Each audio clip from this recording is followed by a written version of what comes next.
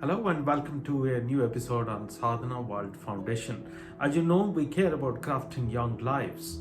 We present them stories drawn from our lessons in history, mythology, folk tales, which are anchored on moral values.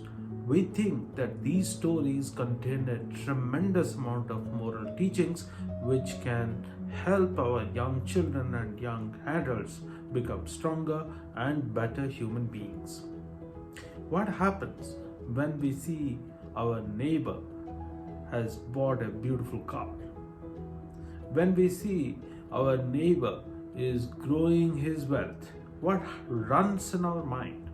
When I see that my friend is becoming stronger in his academic performance, is scoring much better than me, however, I am losing out, what happens?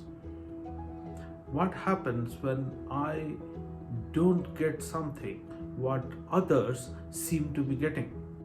Do we feel greedy? Do we start coveting what I don't have and others have?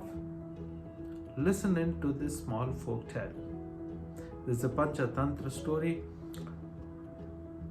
Once upon a time, there used to be a flock of birds who used to live on a banyan tree.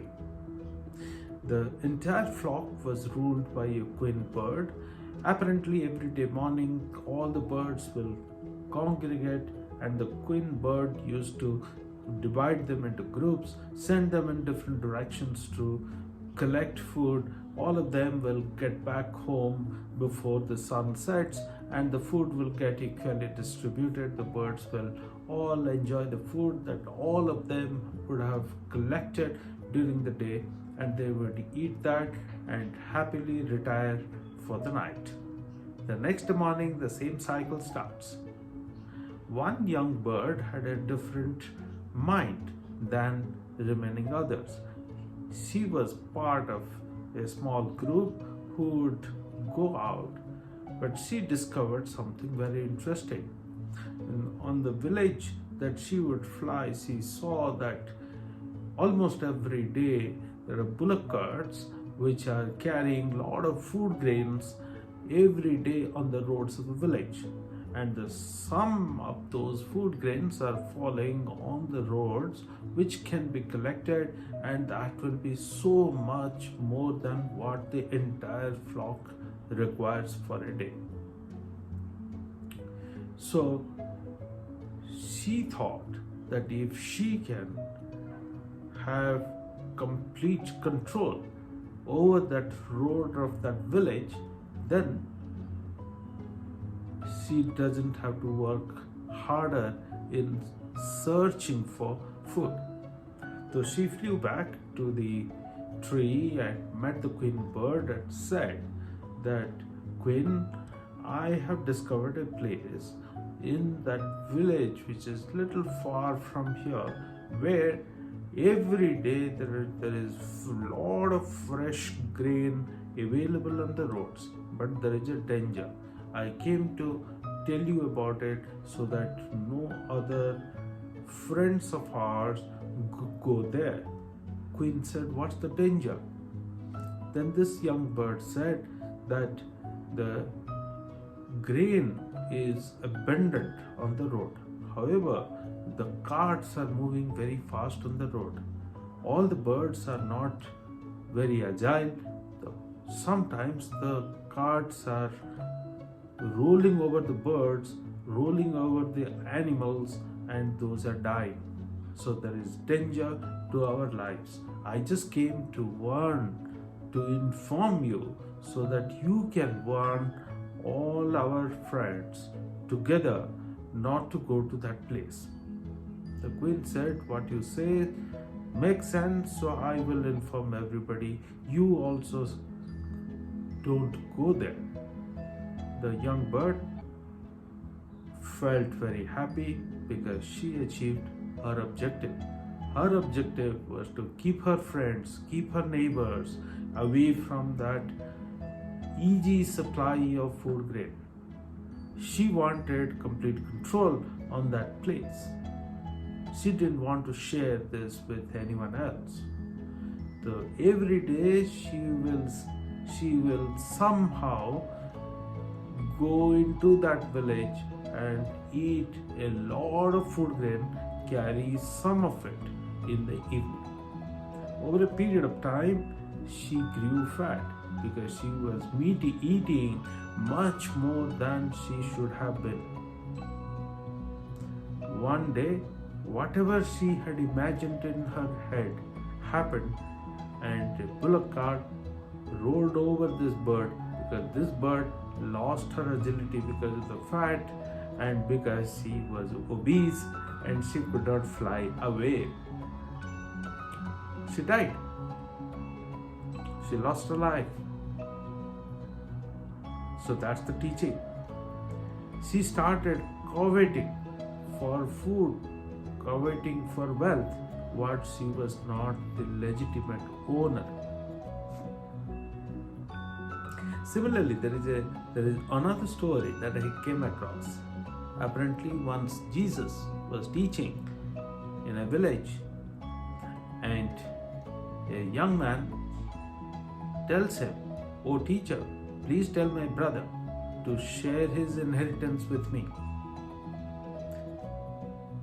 Normally, all of us will think that there is injustice happening to a friend of ours and we should help this person.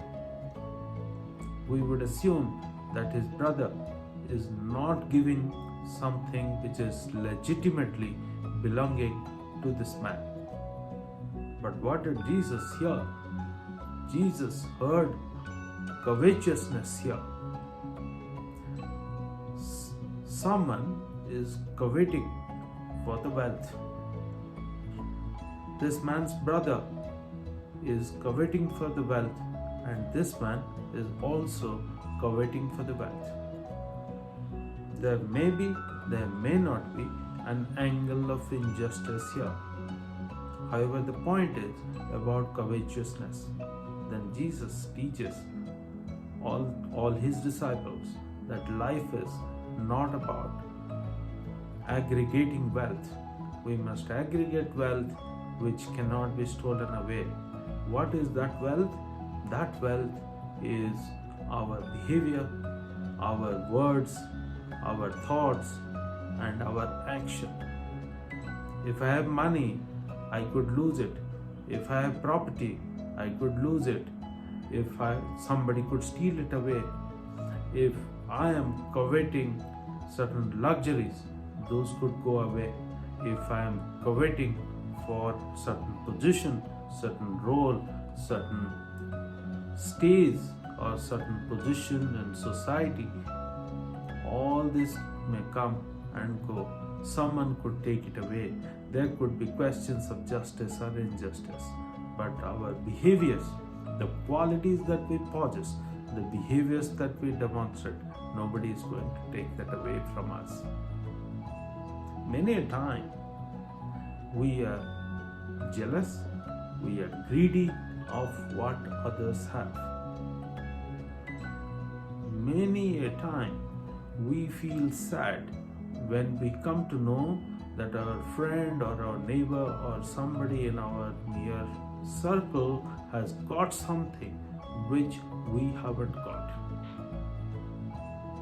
The sadness starts from there.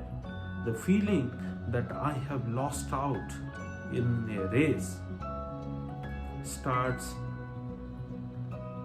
building its own nest in our mind, and we start feeling sad. We lose sleep over it.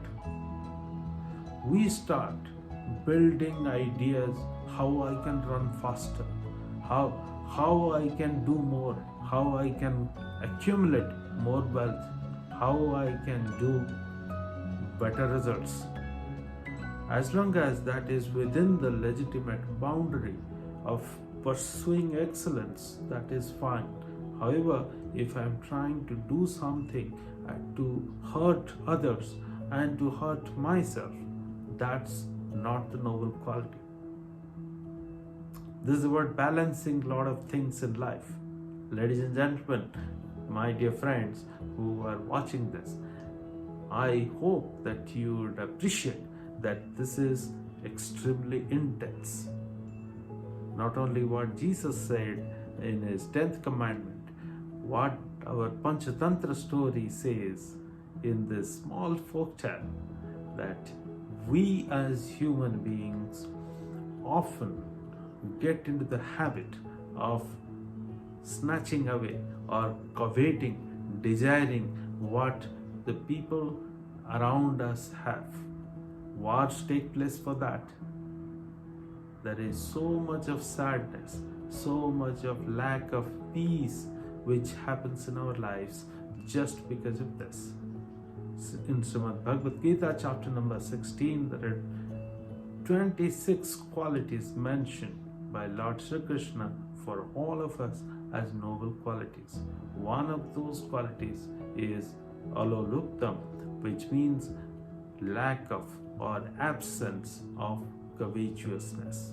He tells all of us to build this quality in us, to cultivate this quality in us, to not covet, not desire, not show any jealousy or greed of something what doesn't belong to us.